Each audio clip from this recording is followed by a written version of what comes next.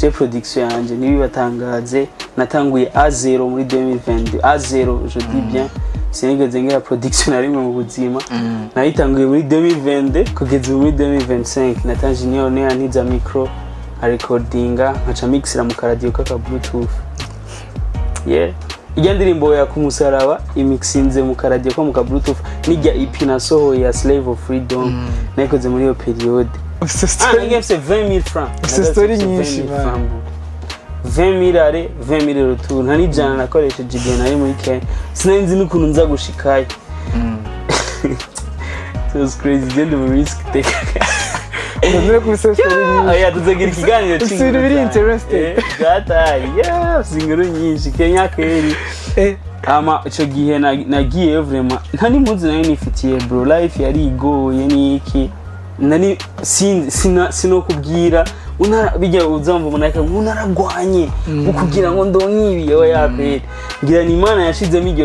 iryo shaka mugura ama mega vraiment canke muzoze ndaba finance ama mega mwese ukweza ati ingo ubuze muratonda ku murongo ndaba ama mega mwumviriza ndiri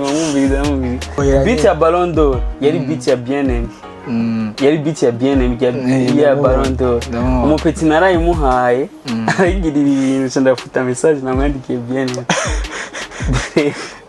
Bien-Aimé muri Saudi Sol you chill now naje gukompleta abandi naje gukuvura vide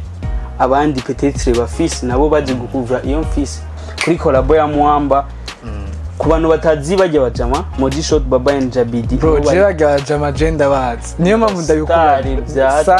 niyo mpamvu ndabikubaje ntibari ivyo Moji yari mu makok studio ibiki bafisa bajya jama bararenze sana barazwi vraiment n'abastare Eyo Rush n'umuririmbyi akaze sana abantu ni babizi ari umuririmbyi wa gospel akaze sana twamenyanye nawe mu buryo nyene bw'Imana turapoana turakorana then ndafata decision personnelle yo gustop ibintu by'imiziki ntacitse intege ndavuga ati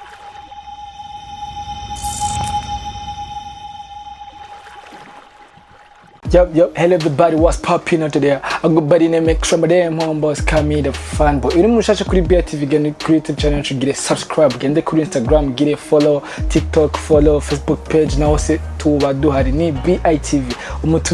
Umutumire sigambere aje kuri screen za BITV. Ariko kandi bwa mbere ari kumwe n'abandi ari Milsos on the top floor. Ariko no munsi yaje wenyene benshi muramuzi ayikakora ibintu bimeze neza areka kuri bikora inka muri industry 257 n'umuproducteur mwiza producteur akaze cyane sinzi ngene no bivuga ariko kandi muramutse nabaramutse ni Agila mpore bro what's up bro meze neza ego bro ndakubona ke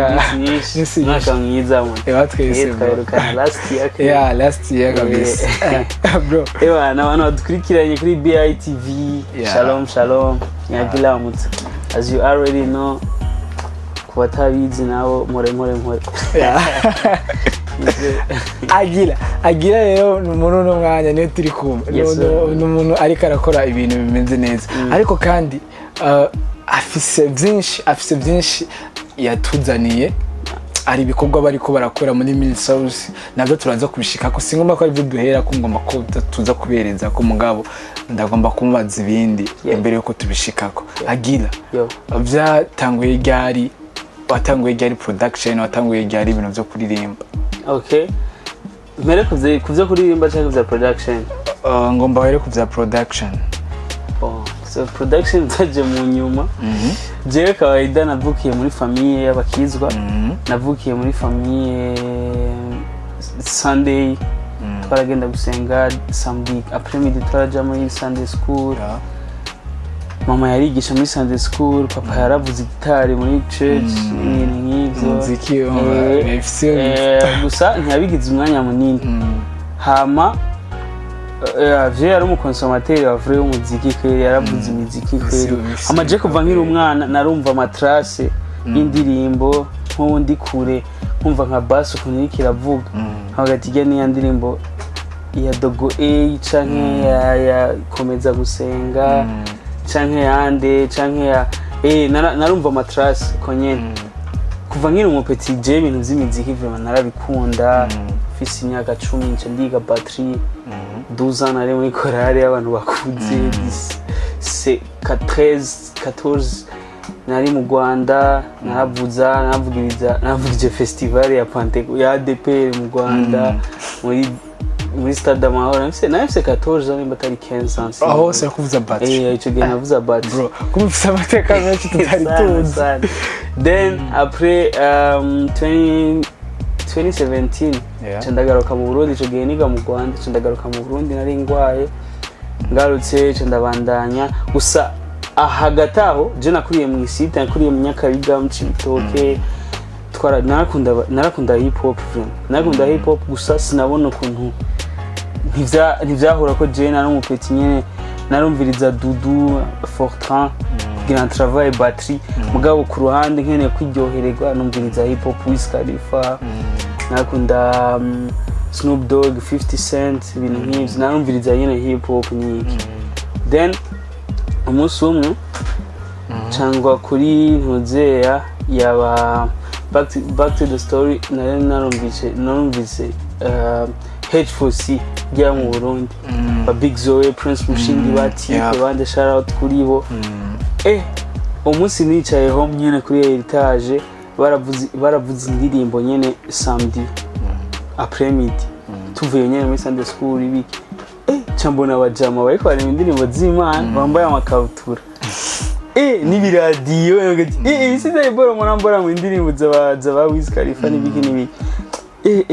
iyo movement ikirangyohera je ndakunda ibintu biri different vraiment na connectinze nayo kubera yari different hama aussi naye ndonse basi nabona ibintu z'abakizwa vyose nivyo abantu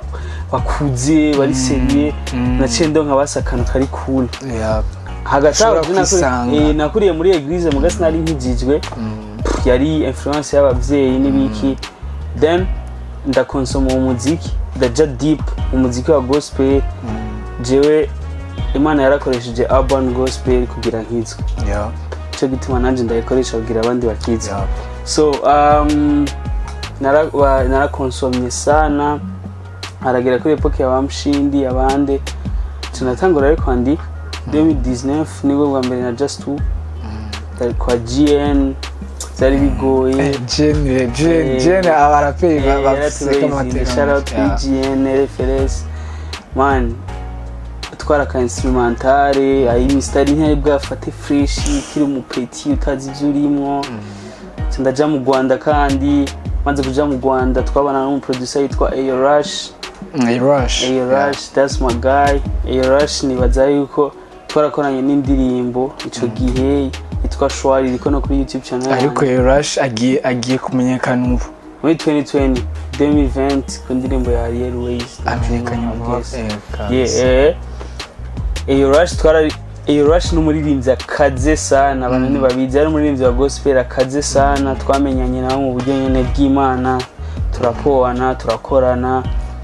then ndafata decision personnelle yo gustop ibintu by'imiziki ntacitse intege ndavuga ati ibi bintu kweli hari ibintu byabaye ndavuga ati no I have to stop this si ibintu by'wanje then après ndagaruka mu Burundi après covid niga nyene mu Rwanda amashuri yarahagaze ndagaruka ariko sorry naguciriyemo je mba ngomba kumenya ico kintu catumye ucikinira ukavuga ati ibintu by'imiziki nje ndabihevye first of all ni kubera ubwa mbere intumbero yatuma ndabikora ntiyariyo intumbero yavyo yari zindi ntuze yaziwanje hamugaca ugira ama accident ukiri umupeti apana accident nyene basi ugahura n'amasanganya menshi kubera uri mu bintu utazi ntuzi igituma ubikora ndabihagarika kweri gati Imana je kweri nimba ari wabimpamagariye je sindisire ko ibintu wabimpamagariye nimba wabimpamagariye uzobinyereke mu bundi buryo gusa je ndabona yuko kuri iyi party nari hamagaye ndagaruka rero mvuye mu Rwanda school numva byari bihagaze kubera covid narabihevye umunsi umwe Big Zoe muri indirimbo iraho yitwa Ingabire ya Noel ya 2020-2021 gutyo acaramamagara amajina yanzi ngo nje kuba umufigira muri video tumbwira ngo ndiki verse bakasema si cyane kuri barariye mugo kwera ari Big Zo yabivuze ariko Big Zo bwa mbere mwari mwahuye gute Big Zo twamenyanye muri 2017 na Prince twahuye muri evenement yitwa yari ibintu byo kuri hari ishuri ryo mu Kinanira New School staff ahantu bari batumiye na Patient Bizimana niyo twamenyanye bwa mbere hama Jackson arabakurikirana narabona yuko abatipe kweri nabakizwa bya vrai barambereye baranyeretse inzira ya vrai ya Yesu ntigeze mbona mu baporoti baranyeretse relation isumba religion so then aho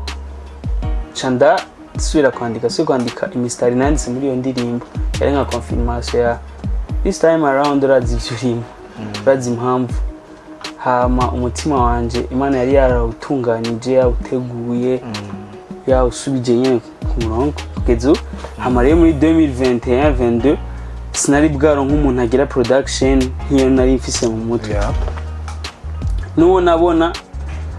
sinari ku murongo byari bigoye around then 2022 canatangura production canda bossa je production yanje nibi batangaze natanguye A0 muri 2020 A0 je dis bien sinigeze ngira production ari mu buzima nayitanguye muri 2020 kugeza muri 2025 nimba uri umujene ukunda production cyangwa ukunda ikintu ukaba ugikunda vya vrai nta gihe kinini bizogusaba nimba ugipracticinga daily so candinjira muri production rero ibisigaye byose byajuka just ntiwarizogira practice je aho rero numva ngomba ko duhagarara fresh producer wewe warinjiye muri production ryari rya mbere yari studio iyihe izuma ntibyarakorera ko bakubwira ati kora kuri kicuma nta kibazo okay so jewe sinigeze nkorera muri studio y'umuntu n'umwe I always had my things nani mfise nje natanguye nta ndirimbo yitwa ku musaraba nayikoreye mu ma écouteurs nari mfise laptop na ma écouteurs ndacafise umunsi tuzosaba kubona nzira kwereka sinkiyakoresha mugabo narabitse yari ama écouteurs ya JBL gutya kuko 50,000 n'umuntu yamblessinze agatama yamblessinze kandi aguremo ama écouteurs na Nathan Junior shout out to my guy Nathan Junior ne yantiza micro a recordinga nkaca mixira mu radio kaka bluetooth ijya ndirimbo ya kumusaraba imixinze mu radio ko mu ka bluetooth nijya EP nasohoye ya Slave of Freedom nakoze muri iyo period 2021 2022 ndafightinga ndahura n'umujama wanje yitwa Jackson Dielo turahuza ariko sorry gato urikurantora mbari cyane none je ndagomba kumenya ninde yakwigishije ku making a beat jeje ubonye bro nobody told me that it's your machine ibintu birarenze narakubaganye bro urafata imashini for the first time urigisha production ikintu bamfashije shout out kuri Trick on the beat yampaye logiciel ndagenda mu cumba yego logiciel byonye 6 months ameze 6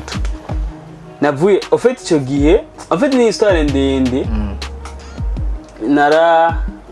naragira en fait jewe ikintu cyane nani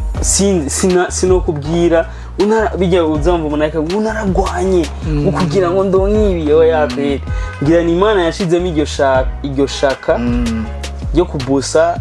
mbona bitwaye umwanya muto vraiment si narabikunda ndabikora ku munsi haruye imyaka 2 iheze natanguye muri November 2020 natanguye December 2020 hama man kuva ico gihe n'ukuri sinigeze stop anaguma mbosa nkora kugeza nyene mugabo hari abantu batumye mbandanya Big Zo Prince Mushindi nama ndabavuga mu interview abantu bama bibaza yuko nyene mba ndiko ndakabye mugabo abo bire babiri they been Imana yarabakoresheje ko they been everything that I needed in my music career ego kweri ndamaze ku meeting aba artiste bakomeye muri East Africa muri Africa nabakeya ku isi mugabo Imana izo kwamenyebutsa kuba grateful kubwa Prince Mushinde na Big So. Those guys they been aba grand frère kandi apana ngo kumfasha ngo kumpa amahera ngo kugira iki na kumpushinga ku ndazi kunsunika pole pole ati yeah you can do it, you can make it. Baragutera imbere. Na umupeti yuze ama insecurity ibintu ko je nabishobora isi yo buyuwayi bamusite ibiki aho nduno munsi kweri nuko inyuma yanje hari abantu nka Prince Mushindi na Big Zoe cyane kweri Imana yarabakoresheje barampushinga bawo kugeza kuri isakwe n'ubu turacari kumwe turacapambana hama ibisigaye byose vraiment nibaza yuko ari ubuntu bw'Imana afashije kuba consistent kudacika intege James yose nteye intambwe cyambona igihumbi zisigaye umana avansa bukebuke kugira hari akantu umugeni K the Great mujamo hanje yavuze shout out kuri ati James yose ngo mangerageza kwegera ndabaho nzoshika aho nzoshika naho nzi muga ngo manegera ndabaho nzoshika ari umuntu ariko atubwira mwaciye muhura sindamibuka n'izina Dielo Jackson Dielo my guy Jackson Dielo umujamaica China man tutaranamenyana twavuganye nka 2 weeks acarazi aje anzanzanye carte son na micro kandi ibintu biba bikeneye cyane muri production nizo zari bikenewe kawaida amavyo anje cyane supportinga abagati apeti yangu kweri ibintu urabikunda reka basi ntuzovuge ngo sinigeze ndakublessinga carangurira ama speaker umujama Jackson Dielo twavanye mbari from zero to hero no kuri yo ataba umuntu nka Jackson Dielo hariyo Big Zoe Prince Mushindi Jackson Dielo much respect on you guys and Dan rapper na DJ Lyson abo nibo bantu twatanguranye bihanganiye ama imperfection yanje Dan rapper DJ Lyson Prince Mushindi na Jackson Dielo kweli shout out to you guys muri abambere muri benshi batumye kweli career yanje isa ya avance kweli that's it hama chanda nakubwiye habi nabwiye natanguye umuziki na production navyumvise izo nabitahuye Milsos ibije gute inyuma y'ivyo vyose yatanguye ryari so maze kubona ko I can record, I can do music, I can produce and stuff naciye umunsi umwe nari mvuye mu Rwanda by the way kawaida Milsos ibintu production ikintu jewe kawaida nari mfise mu mutwe kuva kera cyari cyo kuririmba bon nawe nyene numva yari influence niki kugeza Imana ibihinduriye sura niki Milsos ntiyaririmo mu bintu zanje gusa narumva yuko one day kwejewe ndakeneye ko hazoba lebo ya gospel n'ibiki man umunsi umwe mvuye mu Rwanda muri show bari bantumiye muri show mu Rwanda New Life hama hari 2023 gitangura hajye nyine bikora bazimana ati Imana none washatse kwera bamfashe neza vyatari ubwo amenye ngiye ahantu bakakwakiriza imodoka ahantu ushikira ha bien ibiki bagati none je ndinde kugira abangiri ibintu nyi ndiko ndabazimana ndiko ndigarukira abana shaka nayo ngo bangere no ku Kanyaru ntibari bwugara imipaka man canumva umutima nyene harageze numva ijwi guma rihindukiza yize sije bikene harageze raba petit frère wagira heze ishure raba Dan murabana mu nzu inde ni mu iki kintu ca lebo harageze ko ati none finally ni jana kigira ati none nufite studio just do it like nanumva Imana ikiranganiriza nyene numva umengo ivyo bintu nibiseriye nyene numva umengo ni je ndiko ndibwira ibintu n'ibiki man avril 2023 kwe candahura n'abantu bose dukorana muri Milsos muri management kawaida Milsos mubona abantu batanu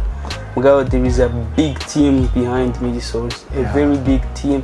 shout out kuri Laura exclusive manager Sheidou Rachel Karen Bienvenue director wacu Molly bingo abantu bose duhora dukorana kweri wari behind me souls. Thank you so much kwitabira umuhamagaro. Raba now the playlist is changing. So narababwiye mani biba automatic tic tac bona bose bari shukandi n'abantu tutapowana sana bari abantu nyene turazinanye ni sawa mumeze neza imisi nyinshi muga tutavugana ibintu biri serious nyene nk'izo bari like man checking chiza and stuff twatanguye kwera atakire Imana yagiye iracinzira pa soon tuzogira inauguration studio yacu nyene iri officiel turafise studio twatugurire Isara kweri one of the best studio mu Gisagara muzoyibona dutumire kawaida we have to kugeza rero ubu nyiri souls yarabayeho rabantuze raba CG raba Dan rapper raba Gladys Forona Madini bari muri Miri Souls bajya gusa ni family n'abantu tubona sana ariko Gladys nawe yaje gute kare umenga Gladys nyararimo Gladys en fait Gladys yari twari dukeneye vraiment umukobwa muri Miri Souls a ministeringa kwera umwe wese arafise abantu kanaka specific yahamagara nkanuze ari muri kids ministry y'abana bakiri bato kwera umuziki wa fait umuziki utusha ama generation urumva nkama nahura ziga ndirimbo nuze ukuntu nuze aririmba nshenda bitahura nuze atusha abana bakiri bato hama Jonathan n'aba teens mugabo jewe harimwo je n'aba teens Dan n'aba teens bakuze gato juste bari muri 21 22 kugeza kuri 25 CG nawe n'abadolescent je CG hani n'abadolescent hama Gladys nawe en fait twese n'abajene gusa turafise abantu kana jumva Gladys ko yari umukobwa abakobwa araba influencer gose nibiki hama Forona Madinabo ahanini abari abantu nyene bari conscious bakuze mugabo bakunda ari wumviriza understand twese umwe wese abafise ahantu yahamagariwe niyo turiko turandika niyo turiko turapanga indirimbo to dufise igicapo kanaka cyane dushaka gushikira so hama man après nyene izo zose turakura turakora playlist ya mbere 2023 twari tuyikoze tugitangura nyene direct baje dutera playlist ya mbere iya kabiri yarasohotse abantu bariko barayikunda niyo nyene nagomba ko duhagarara ko gato imbere yo kurangiza ijya playlist igizwe n'indirimbo sinibukane zingahe ariko icambere na mbere namanza nibutse abakunzi umuziki w'Urundi abakunzi umuziki wa gospel abakunzi ba Misos canke ba Agila muremure playlist iri kuri YouTube mugende muyikurikirane kuri channel ya Miri Souls niho byose biri indirimbo zirimwo ubutumwa vraiment ukora ku mitima ubutumwa bushobora kumva uronsa amahoro urashobora gutuma ukagira amahoro muri stress zigahera nanko muziki mwiza kandi muri rusange ndabatumiriye mugende murabe iyo playlist mwumvirize Agila ama video yaziga ndirimbo tuzitegejya Dekesha anytime hasha hanze kweli Dekesha niyo number one track that's my favorite abantu barayikunze mugabo je favorite yanje ni Nevermind zose zirangyohera man zose zirafise umuntu afise choice zirafise meaning zose kuri jewe mugende muzumvirize ni indirimbo zibafasha cyambere na mbere ziraryoje ziri different na ndirimbo mwari bwumve zimeze nkazo checking zirimo message zizigiro zibahumuriza zibafasha guhimbaza Imana aho muri yose mu buzima bwanyu bwose so genda kuri YouTube channel soon mu next week tuzorungika link ya ma pre-sales kuma streaming platforms muzogende mu checking bro fire kandi uyu mwaka ni back to back nama ndavyandika kuri IT uyu mwaka kweri you guys have to mugura ama mega vraiment canke muzoze ndabafinance ama mega mwese kukweza ati ingo ubuze muratonda ku murongo ndabaha ama mega mwumviriza ndiriba mwumviriza uyu mwaka gospel Yesu dekesha regarde-moi la maquille je suis dans ses bras comment je danse comme ça je danse Yesu ariko nawenji ari ukuntu winjira muri gandirimbo abujubujubu arandekesha ndamuguma ku bitugu amaraso yiwe yaranyogeje mfise isuku kumusaraba icaha yaragiteye umutuku vayo tugenda yatugize bamwe nawe duca turayagayaga nikuzimu batubonye haraburuhagayara rave rafi yacizo yakoze biragaragara babona Kristo dekesha niyo ngomba kutugaruka kwa ni abana bari kubarakunda kandi niyo mahuriyemo nka Mil Sauce niyo ndirimbo ya Mil Sauce byari bimeze gute muri ko yakora irya ndirimbo vibe ntuze ntabisema utajiju so irya ndirimbo kawaida je nakoze instrumental donc warakoze instrumental iyo ndirimbo ifite style ndende man iyo ndirimbo kawaida nacu tugira bike biryoshe kuri iyo twaraboro dupo turi kumwe na CG na Big Zo hama uzamva Rasco sinzi ko mubuzi mu imodoka yiwe ariko aravuga instrumental cy'umesha hama rero Big acavuga ngo acagira kajya kamereka ananidekesha ananideke ne ananideke uko nyene CG aba yagacakiye akarecordings cyangwa ati yari kubindirimbo ya move ya Big yabande Sigire yacaraza Sigire n'umuntu umuhaye indirimbo imeze uko arayikubita ibintu by'ibirungo gati iyi ni indirimbo ujya mu petit kene mu mesha arafise ukuntu yorient umuziki kayeri biri different niyo mu artiste wa mbere vraiment turiko turakorana muri studio kandi square dukorana muri Mil Sauce ndi enjoying beat ya Ballon d'Or yari beat ya Bien yari beat ya Bien ya Ballon d'Or umupeti narayimuhaye arigirira ibintu ndafuta message namwandikiye Bien Bien yo Bien muri Sauti so you chill now bro you're a superstar uri superstar narenze man turakora hari turakora ntuze turakora refrain hook ndashika rero umunsi umwe twari dufise picnic arayikubita refrain rero fresh nakoze instrumental nishaka gukora instrumental irimo ikirundi na amapiano hagati umva ko ijya boro amashika waida ritme ni ikirundi yacishamo gusa n'utu element turi koni kugira igire attention yiki tuze ntiyashaka kuyiririmba ntuzi nazirashaka ariko turihuta twari dufite urubanza rwa famille nagati babu record niyo atangaye kajya kaboro kiye acashiramo verse na Gladys nawe yara ebana avuga tu man over twari muri pressure Gladys ijya bora ikubise tic tac ayana rais yakwera agati bahe hari asigaye Jena Daniel ebana jewe ndi muri Kenya niyo nashizemo verse yanje Hamadane finally Dane niyo yashizemo bwa nyuma turayikubita hama muri playlist turavuga ati indirimbo reke soke ava ko yari turi kumwe twese ibanze kai Jena yenda bizikizo bahiti ayinyu kandi na bado na video ni arasohoka video soke bro everywhere streets gospel music is taking over hama rero tayari playlist hari zindi ndirimbo tutashizemo zizosohoka vuba uyu mwaka muzoryoheka we must Bega bana yanje bega wawa chamucha Gladys muzoryoheka bega wawa uyu mwaka ni back to back danafsi kugwa byinshi Gladys ntuze CG ama collab album yanje ni murayumva ibisazi bro it's crazy kenshi muranda kubona uri muri Kenya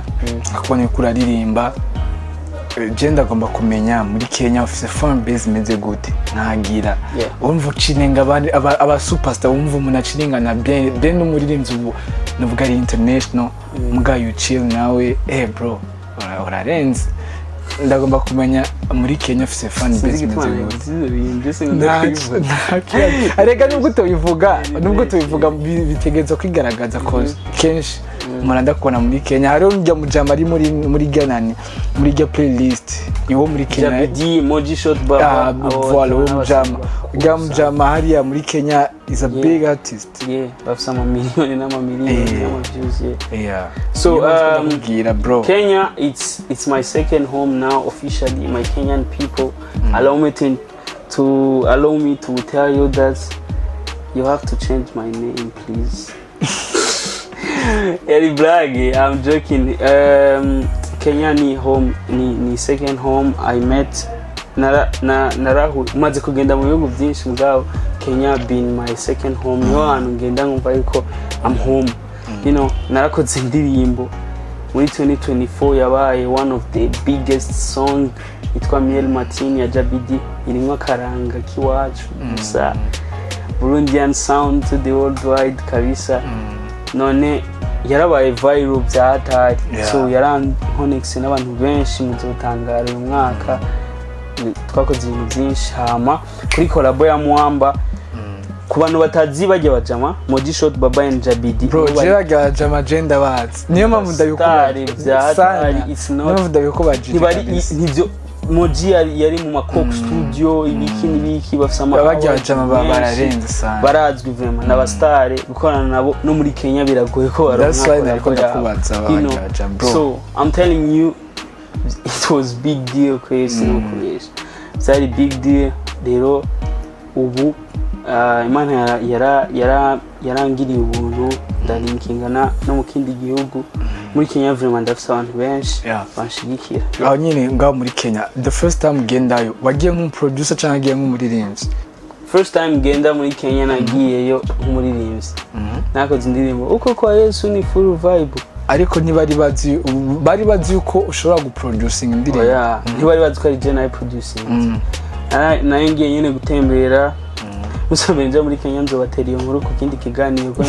nagiye mse 2000 francs nagiye mse 20000 francs story nyinshi 20000 are 20000 retour nta nijana nakoresheje igihe nari muri Kenya sinenzi n'ukuntu nza gushikaye so it's crazy gender risk take tuzagira ikiganiro cy'ibintu biri interesting gatari singuru nyinshi Kenya keri ama ico gihe nagiye vraiment nta n'impunzi nayo nifitiye bro life yari igoye niki kufika hivi kweli je nari nzi neza yuko jewe ndongana wo mu muji nzobaho ibizo ririza yishikama wavuga jina kuri mu studio agenda again Brabby Music my guy shout out to you niwe yantwaye kubamba abantu muri kubamba chashikira kwa Jabidi atadutse niteze Jabidi is a big star no star kiriwe wamaze ora producing tuguma turi busy azgaye nk'imisi 3 ngende cha turakora indirimbo ya mbere yitwa Beba babona ndayikoze mu misi 2 deja turarecord inzu no munsi ejo cha ndayiba final kati ibintu biki bibirabaho cha ndagaruka rero ku yindi program turakora hit song Kenya ni no nyene ejo turashobora guhurira Nairobi Kenya bandi Bujumbura ejo you know so indirimbo yanje nakoze Miel Martin yatwaye award nka 5 muri December sinibuka nyinshi vraiment so Imana yarangiriye ubuntu n'ubuntu bwayo bro Aguilaa'a rero ni umuproducteur akongera akaba n'umuririmbyi reka manze mvuga ikintu imbere ya kamera numwe mu barundi numwe mu bantu abarundi dukwiye kwishimira cyane cyane mu muziki w'u Burundi kuko n'umuntu akomeye cyane sinzi ko ari kubera kenshi buri muri studio kenshi utaboneka mu video y'indirimbo kenshi ba wibereye studio sinzi ko arico gituma abantu benshi bumva mpore kenshi nibazi ngo ujya muntu ninde bumva mpore bazi umugabo urumva ko ari umuntu agira n'umuntu akomeye abaririmbyi b'abarundi bakwiye kwishimira ko ariko arakora ibintu bidasanzwe ariko arafata umuziki w'u Burundi awushira ku yindi ntambwe awushira ku yindi level it's a big artist gender babwiye it's a big artist uyu niwe rero muramumva mpore Aguilaa'a umuziki uvuze iki kuri wewe umuziki ubwa mbere yari addiction narahura na Yesu yari ikintu nyene nibaza yuko ari cyo cyonduhura mugabo nsanga sivyo akaruko ka mbere nasanze ari Yesu kweli hama ubu pour le moment umuziki kuri jewe ni suka ni ikintu ni uti ni igikoresho nkoresha kugira ngo umutima umwe umve ivyizigiro vya kazoza amahoro ava kuri Yesu Kristo atahure yuko ari important kuri iyi si umuziki wanje sindawukora kugira inkomera amashi ndakora kugira unezere kubeho umve yuko mba ndiko ndaguserva I'm serving you mba numva nshaka yuko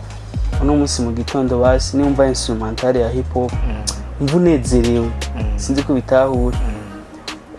ni igikoresho nkoresha kugira ngo serve abantu Imana yashize imbere kugira ngo community yanje ibe ihinduke ni solution ni igikoresho nkoresha kugira ngo dutorere umuti ibibazo bimwe bimwe ni igikoresho Imana yantije ni nk'inkoni imwe Mose yamuha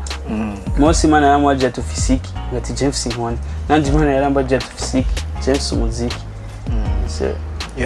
nawe uca ukoresha ego Aguila turiko turarangiza ikiganiro cacu hari umunsi je ndamaze kuvyumva ndiko ndarengana kumva abantu bariko baragereranya Aguila nanaka hari umunsi urarengana nk'ahantu ukumva bariko barakuvuga cyangwa ukumva hariko baravuguzwa indirimbo uba warakoze umugabo batazi ko ari wewe kenshi bro ndazogenda ahantu imuramvya nari mvuye muri Kenya by the way chandapoa ncahantu imuramvya Philosophe yari yasohoye ivyo bita hama chanda naingiye gutora amahera muri CRDP imuramvya ariko barayivuza mure abantu batatera inkuru ngingo y'umutipe uyego y'umutipe rero je ni poye ngaho ndirotira uburare bwanje candanigira je ndanigira kandi ariko ndihuta gusa je birandyohera vraiment kugezaho numva umengo birantera ubwoba bice n'umumengo gusa ku bantu bahora babigira nimuzuze murankompara n'abandi umwe wese arakaze mu buryo bwiwe umwe wese afise ivyo arafise ivyo ashoboye ntashoboye nandi afise ivyo ashoboye adashoboye so ndi vide kugira complete nawe ari vide kugira ndamu complete tumeze nka puzzle uramaze kubona iryaje ya puzzle yakaboro baza barashirako kugira ngo batore ishusho so that's how tumeze ku isi sindi better than one way sindi better than Joel sindi better than anyone I'm better than myself so mugabo naje gukompleta abandi naje gukuvura vide abandi peut-être bafise nabo baje gukuvura iyo mfise I'm good muri ibi I'm low muri ibi rero ivyo ndi low navyo nizo wafise ivyo genre turakompletana kwa c'est ça ntimuzose kuzamura compara abantu there is no one ari better than uwundi umwe wese ni mwiza umwe wese arakaze mu buryo bwiwe ariko kugeza no mwanya abajene benshi barifuza gukorana na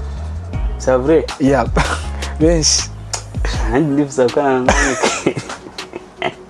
so it's very easy muzonyandikire kuri Instagram je ndishura kweli sometimes kweli bihora bingora saba n'imbabazi sindi parfait ari gihe bihora bingora gasanga datevye kwishura cyangwa kudelivering indirimbo mugasuko biba byamvuye ko c'est juste ko hari gihe usanga ufise akazi kenshi kandi akiwawe ntegereza ugakora n'umutima simba shaka kukikura ko you understand so muzumura twihanganira mubonye hari akantu gatevye and stuff mugabo turiko turabitorera uburyo very soon muzobona studio ntiriye ahantu azari kibanza ciza akajambo kanyuma mu kurangiza akajambo kanyuma namampereza komisi yose Yesu araje vuba hama muri Bibiliya nta dini handitseyo imigenderanire yawe na mpwemu yera imigenderanire yawe na Yesu imeze gute niba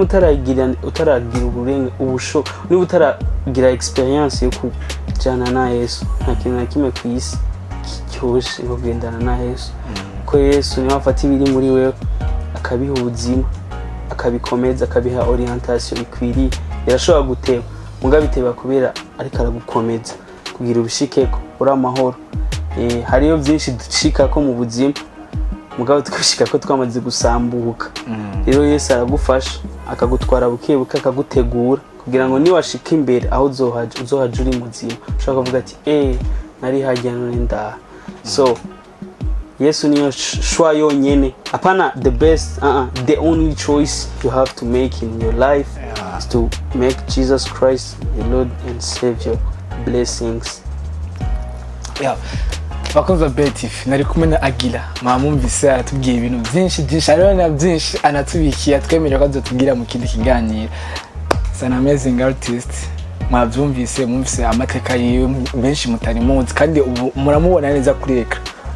Abantu mutari mumuzi Agira nibazi ko murayi mumumenye kubw'iki kiganiro. So I was hosting ko bisanzwe ni Extreme the Fanboy ndabitse ko muri BITV dufite BI production, turafite photography, videography, abantu bose bafite imanza bifuza ibintu bisa neza bifite quality murahawe ikaze muri BI production. We love you, turakunda cyane. Ciao ciao.